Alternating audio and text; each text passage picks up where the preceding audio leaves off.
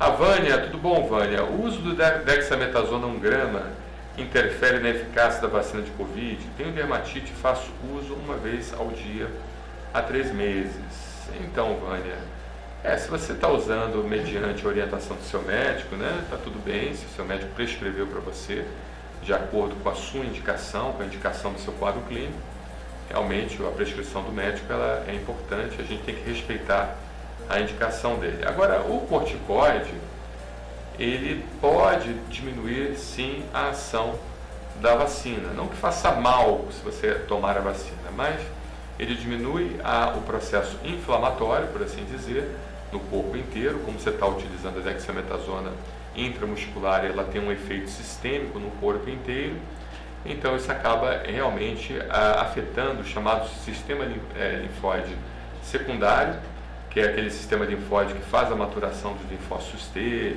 e também faz com que haja todo um processo de adequação da resposta imunológica. Então isso realmente pode afetar na resposta imunológica e pode diminuir então a eficácia. Mas a gente sabe que você está fazendo durante 3 meses, pode ser que você não tenha tempo de tomar uma vacina, é importante que você converse com o seu médico e veja se vale a pena você mesmo assim tomar a vacina e depois fazer a dosagem dos chamados anticorpos neutralizantes, tá bom? Então, depois da segunda dose da vacina, ou da terceira dose, que agora estão dando 3 doses, 21 dias após a terceira dose da vacina ou 21 dias após a segunda dose, você precisaria fazer então o teste dos anticorpos neutralizantes para que possamos saber se há então uma imunidade robusta, adequada para o seu quadro clínico. Abaixo de 20% de anticorpos neutralizantes, não houve uma imunidade adequada.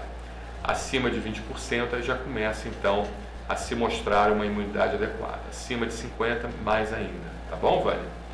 Muito obrigado pela sua pergunta.